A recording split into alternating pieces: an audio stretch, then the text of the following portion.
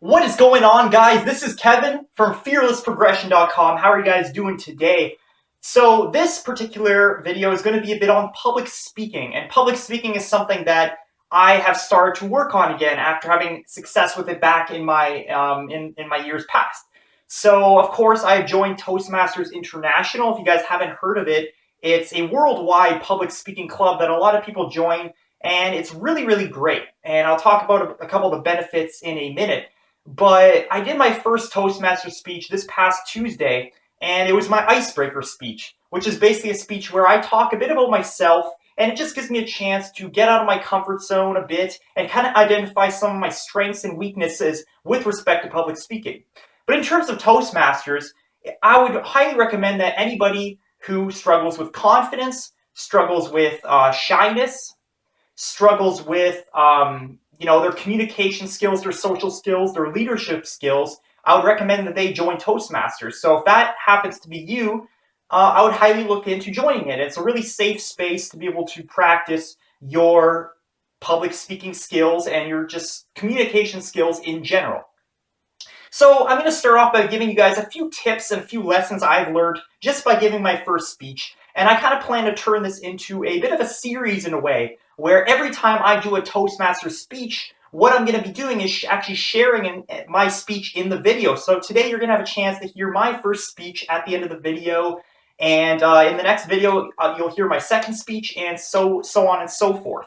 And I'll share some of the insights and lessons that I've learned throughout my journey, and you'll be able to follow me as I, give my speeches every time. So I'm super excited to share that with you and hopefully inspire you guys with your speaking skills. So some of the tips I have and some things I learned.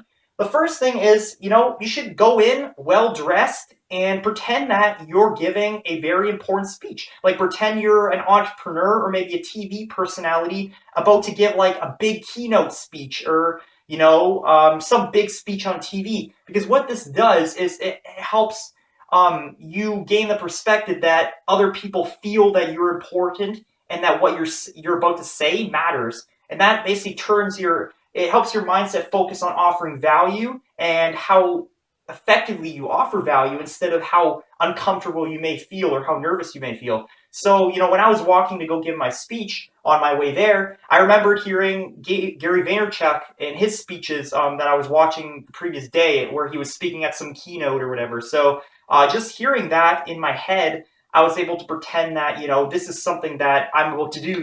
People are going to care about my speech. It's going to be awesome.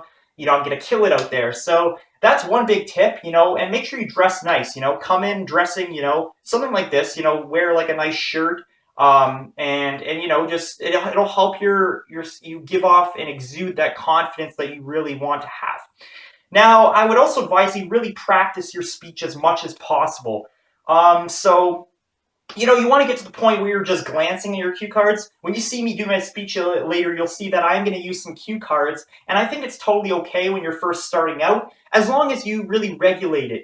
Don't be at the point where you're just constantly reading word for word what's on your cue cards, but use them as reference, glance at them here and there, and of course, you use them as guidance, and soon enough, you'll be able to do it without any, written guidance at all.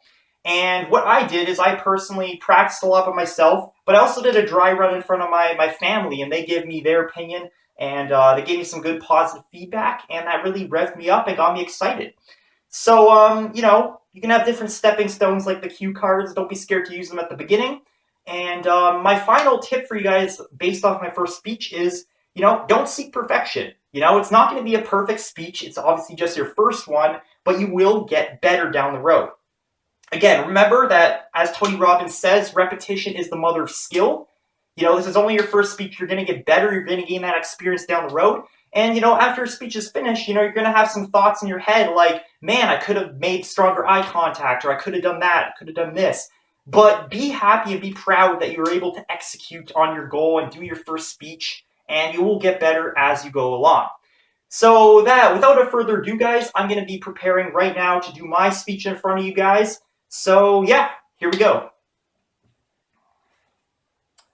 From the outside, I probably look like a regular easygoing guy, maybe a bit younger than my age.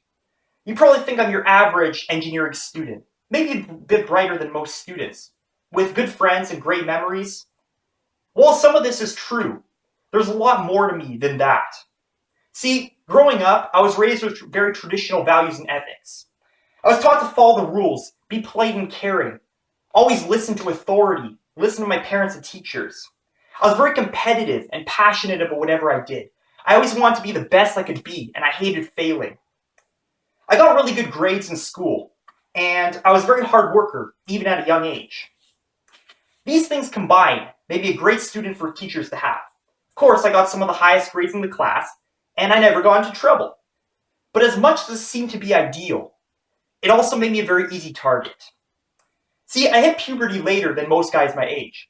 I was short, I was skinny, and I had a very high-pitched voice. I remember my times at recess, always being doubted because of my physical abilities. I was called a twig. I was called squeaky because of my high-pitched voice, and many other things, trust me. I was also an easy target because I had things that other people wanted. I had the good grades, I had good work ethic, and of course I had my teacher's approval. And I was very competitive. I hated the fact that I was at a disadvantage, but other people were able to take advantage of me. Because of my default nature of being polite, sensitive, and caring, I did not understand why other people were making fun of me.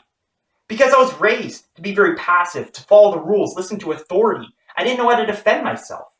Because of these things, my self-esteem plummeted, and to this day I can truthfully say that it hasn't fully been recovered. During the challenges of my past, one thing that always held me together was my love for baseball. I played it for 8 years, and it was one of my largest sources of happiness. I remember my time as a pitcher. There was one particular day when my mom was at work, and she came home to find that I had left the door unlocked. Safe to say, she got super angry and she took away my Call of Duty game, right when I was addicted to it. That night, we went to my baseball game and my mom was there to watch, and I was pitching. I had one of the best games of my life. I was striking out batter after batter. And when I got home, my mom had absolutely no choice but to give me back my Call of Duty game. Now, in 2013, my friend came up to me after one of our baseball games, and he said that he had a relative in Chicago who could get us free Chicago Cubs tickets. We could turn it into a 3-day trip if our parents approved. Safe to say, we went on this trip, me, him, and his brother, and we had some of the best few days of our lives. It was the birth of a tradition and a bucket list item to be able to see all 30 Major League Baseball ballparks. In 2014, we went to Philadelphia, Baltimore, and Washington. In 2015, we went to Houston and Dallas. In 2016, we went to Detroit, Cleveland, Cincinnati, and Pittsburgh. And in 2017, we're already potentially going to San Francisco. This trip made us amazing friends and gave me some even more incredible memories to live with. And that's something I wouldn't trade for the world. Now that brings me to today. I had to be honest with myself. I had to look myself in the mirror, and what I realized was that I wasn't living up to my true potential. I had a lot of lingering insecurities about my past, and I just wasn't living my passion every day. This is when I discovered self-development. See, having self-esteem and confidence issues in my past, I knew that if I wanted to live the life that I'm truly capable of living and I dream about, I have to get over these insecurities and things that are holding me back.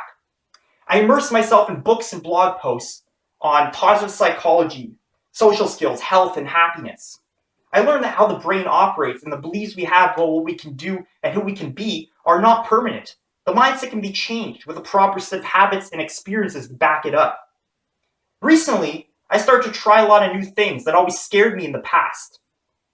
I joined Toastmasters after previously being good at public speaking and losing confidence in it over the years. I go with a friend on Fridays and Saturdays, and we talk to people that we've never ever met in our entire life. I also joined a dance class, even though I'm absolutely terrible at dancing and I never thought I'd ever dance. And I also replaced the caffeine I drink in the morning with wheatgrass.